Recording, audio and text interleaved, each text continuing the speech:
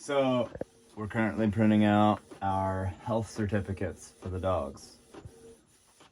Our vet sent them to us by email. We are printing them out, signing, and we had to do like copies of our passports and all kinds of stuff. So we got 3 copies of literally everything we own. And luckily we had a printer copier, which is the best purchase we made before coming. Absolute best, because we don't have to go find a printing service. We don't have to get turned around at the border. If we need to make more copies when we get there, all we gotta do is slap that sucker on there and hit print. So for the dogs to enter in Belize and the cat, we needed a rabies vaccination that had to be done at least 30 days ago, which we did, and loads of other shots that also have to accompany those that I'm not going to bore you with the names. We also had to get a health certificate, and the health certificate had to have been within 7 days. We did it within like 24 hours. So basically that's all we needed for the dogs. We need our registration.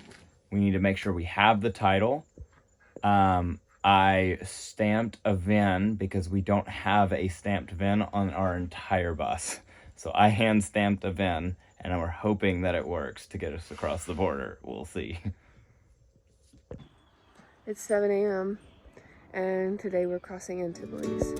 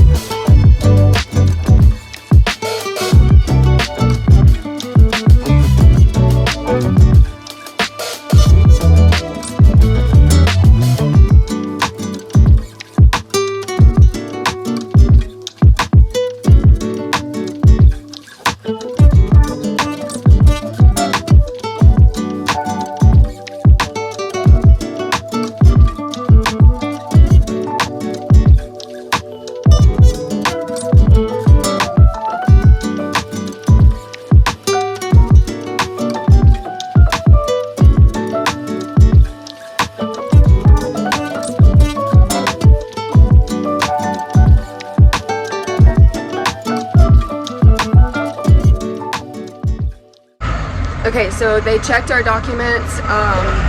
Next, we're gonna get our passports stamped out of Mexico so that we can get stamped into Belize.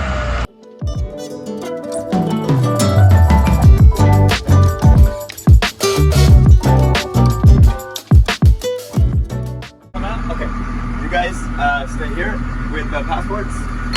Take the passports. Yes. And I'm gonna come around, I'm gonna go over there, and then I'll meet back up with you guys. Okay, I just came out of that building. She stamped our passports.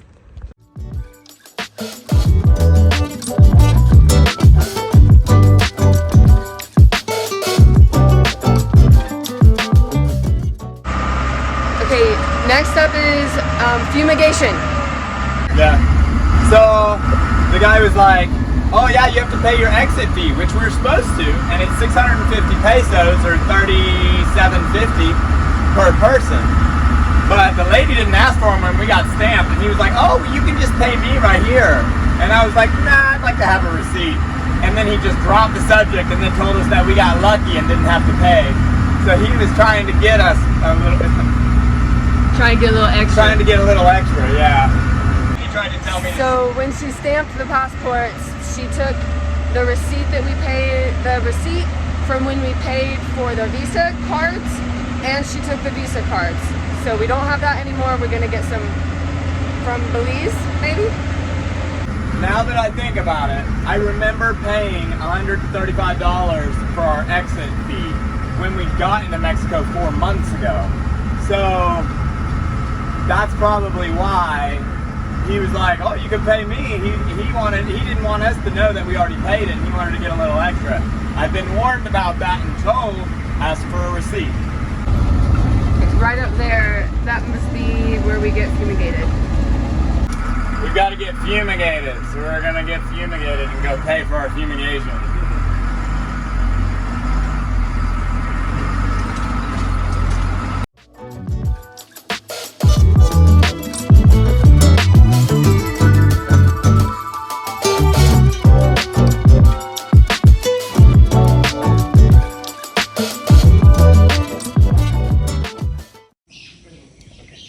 Thank you. How much was it? It was 150 pesos or $7.50. Our first piece of Belizean dollars.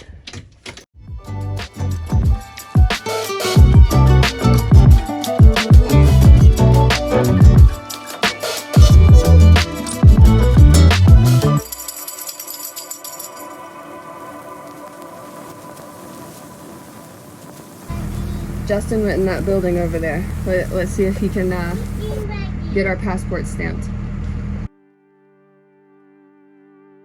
There were some guys out there that said that me and the boys needed to come in here with Justin when we get our passport stamped.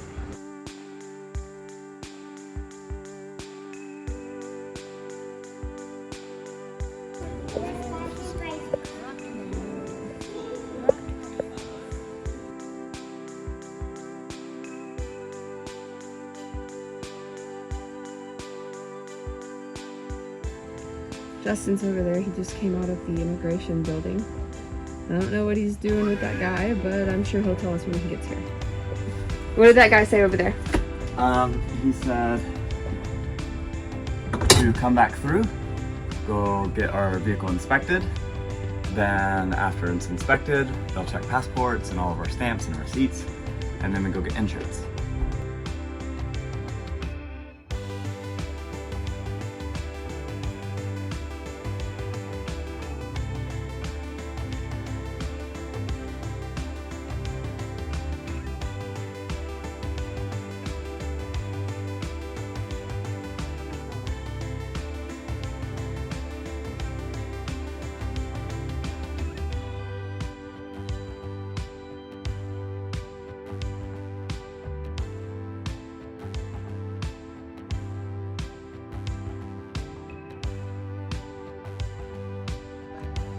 Okay, so everything's going good so far.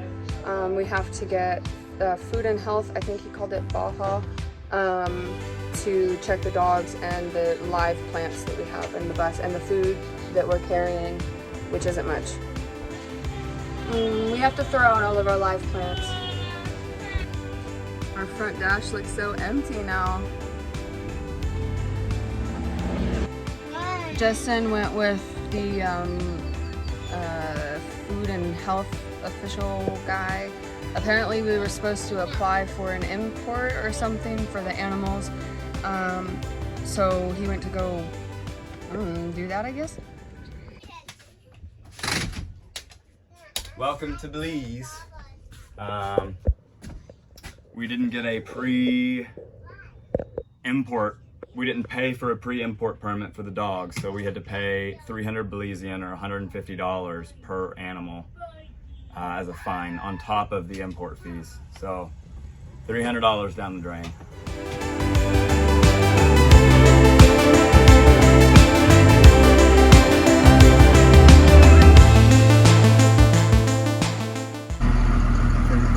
So we got insurance. It was $26. For how long? 7 days.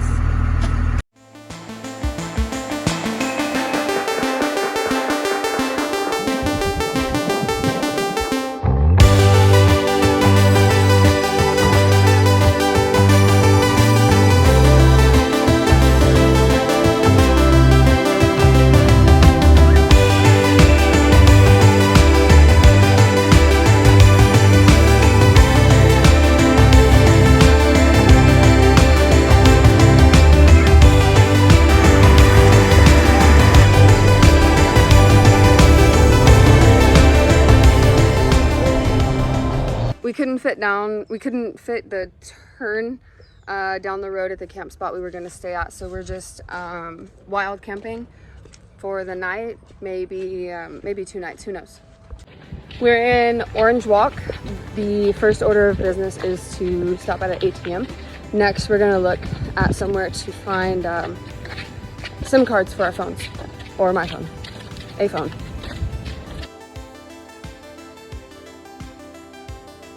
ATM, check. And we came up on this playground, so we're stopping to let the kids play for a second, and then we'll go find a SIM card.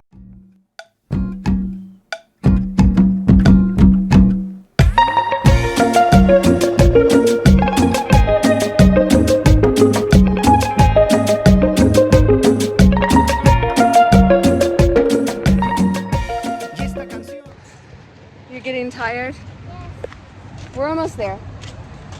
We're just gonna go get some breakfast stuff from the supermarket and then probably go back to the bus. So the boys got a pamphlet from the border, and I was reading it, and a lot of people probably don't know this. I didn't know this, so I'm gonna read it to you. This is the history of Belize. Its earliest inhabitants were the Mayans. The first European settlers reached Belize around 1638, and slaves from Africa were brought to the country in the early 1700s. In 1862, Belize, which was then called British Honduras, became an official colony of Britain, and by 1871 it became a crown colony, retaining this status until 1964, when it achieved self-government along with a ministerial system. In 1973, that's when my mom was born, the country's name was changed to Belize, and on September 21st, 1981, full independence was achieved. All of the money has Queen Elizabeth, I think, on it.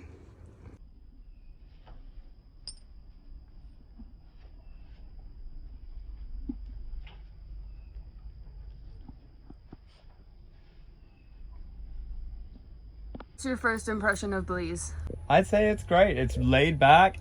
We went to go ask a guy a question about a supermarket, and he was shirtless in his front yard, laying in his hammock, and I leaned over kind of his grass line and was like, "Hey, excuse me," and he was like, "Come on, man, come over here, come talk to me," and I walked over there, and it was laid back. It was just relax, slow, chill. Everybody's been pretty friendly, right? Yeah. You say hello to anybody, and if you ask somebody a question, they'll stop and talk to you and answer it. I have noticed that there is a place in town that seems more specific to lower class people. We had multiple people come up and ask us for money. We ended up buying one lady lunch. But as we were walking around the different parts of the city, we didn't see that as much. So I think it may be localized to one area. Are you excited to see a crocodile? We're crossing our fingers that we get to see one. Yeah? On multiple occasions while we were walking around today, I was catcalled. I would recommend not to come here as a solo female traveling. In a lot of other foreign places, I'm able to kind of feel invisible, but here I felt like a lot of people were looking at me and watching me. Yeah.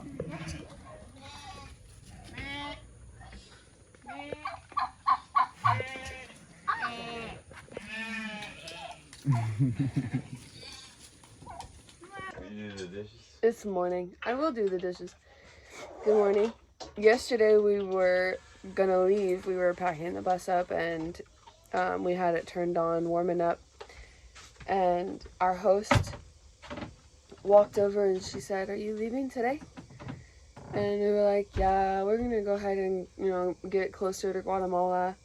And she was like, "Oh, well, there's this not Amish.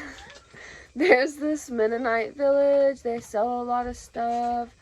And then she was talking about doing a fire with marshmallows. And we were like, okay, yeah, we'll stay. Sure, no problem.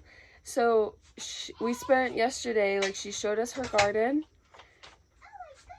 Her huge garden. Yeah, like feed a village garden. Feed a village garden. She's got fruit trees in her backyard. Let's see, she's got star fruit, soursop, Moringa. Moringa, the medicine. There's this other plant that when you open it up, the seeds inside are like red, and she said that the Native Americans used to use it as paint and like paint their faces. She's got so many medicinal plants back there too. Do you remember any other? She's got cashews, a cashew tree. Yeah. Lots of corn. Lots of corn, squash, cilantro, beans, tomatoes. So after we walked through her garden, we rested for a little while, and then she took us to the Mennonite village. It's called the Shipyards. I noticed that she called it that, and then I saw a sign. Yeah. In the Mennonite village, we went into like one of their little grocery stores, and we had some of their homemade ice cream, and it was the best vanilla ice cream, better than Bluebell ice cream. And then she took us to one of her friend's house, and we got to ride in a buggy. I wish I would have gotten video, but it felt a little intrusive. I also wanted to be like 100% in the experience too. Yeah. What did we do after that? Oh, she took us to one of her friends. A different friend, I guess, and he makes things out of scrap metal. Like he melts down the aluminum and makes like huge pots that'll feed a family. And we bought a tortilla press, a tortilla maker, and tortilla press was 20 Belize or 10 US. Yeah, and we bought a coconut demeter. Coconut demeter. You clamp it on your counter, and there's like a crank, and the other side has a... Just gnarly points all over the place. Where is it? I don't know. I don't know either. We'll show. Oh, wait, I have a picture. Anyway, and you know, get all the meat out of your coconut. How much was that one? 50? No, 24 Belizean. So $12. And then we came back home after that, and she made spaghetti for us. And then we roasted marshmallows around the fire before we went to bed. I'm so glad that we didn't leave yesterday. Me too. I think today we're going to be going to Guatemala. What are those dogs barking at? Gotten better. We've had a once-in-a-lifetime experience here in Belize. I don't really like the country of Belize very much, but I love the people that I've met.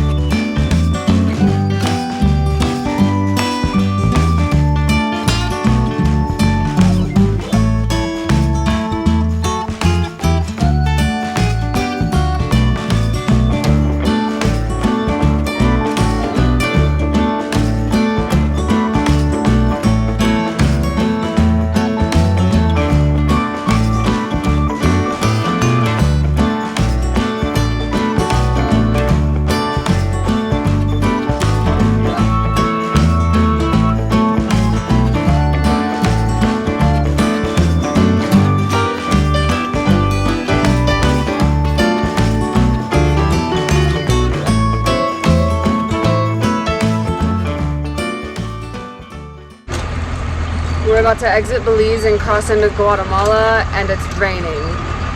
Let's hope everything